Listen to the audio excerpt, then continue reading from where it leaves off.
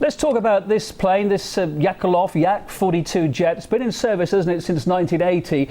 Dozens of the fleet are still in service with Russian and other airlines. How safe is this jet? The Yak-42 is quite a capable airplane. It has a long history and a positive history. You can equate that type of an airplane very similar to what in the United States and around the world was like the Boeing 727. Well built, as long as it was well maintained, had a long life to it, and has a good history behind it. We're hearing some news reports saying that this jet's airworthiness certificate was due to expire in 3 weeks. Could that have been a factor, or is that just a standard thing? These safety certificates come up, the plane gets given the once over, they get renewed. Would that have been a factor at all, that it was just 3 weeks from expiring?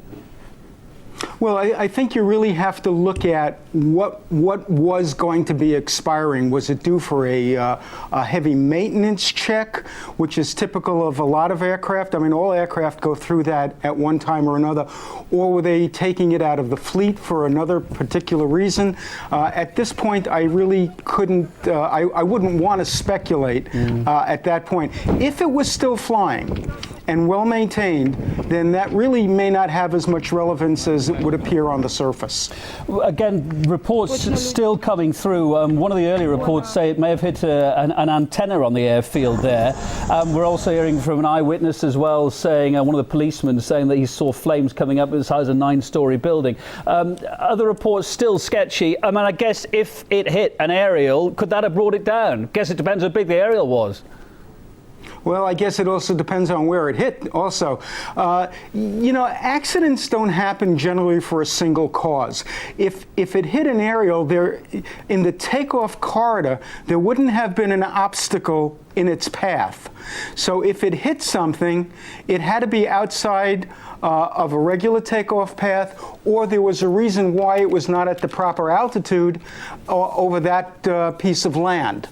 So again, nothing is a singular event. Everything is a compilation of events coming together to cause this accident. Our thoughts, of course, very much with the family and the friends and the loved ones of these poor souls that have died tonight. But of course, also, every time this kind of accident happens, when a plane goes down, our thoughts also with the investigators. The people have to be on the scene, try and pick through the wreckage, find the bodies. The investigators have to try and establish what happened. Where do they start? Well, the first thing they're going to start with, you're going to get investigators, and typically speaking, you'll bring investigators who have expertise in all the various systems and aircraft components and engines, airworthiness.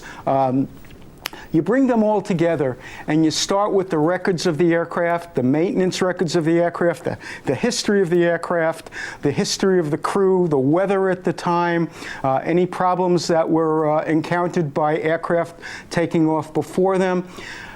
It's a long, tedious process, but these people who do this job, and here we have the National Transportation Safety Board, who oftentimes are called in worldwide as experts in forensics of accidents.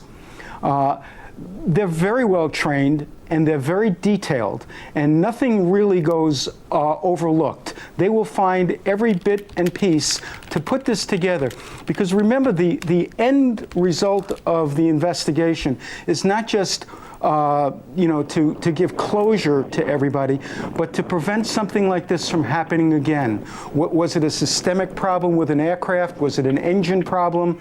Was it a problem from an aircraft taking off before it that caused turbulence? Was it something that came apart? There could be a lot of reasons. Was there an explosion on the airplane? In today's world, we all look at terrorist activity.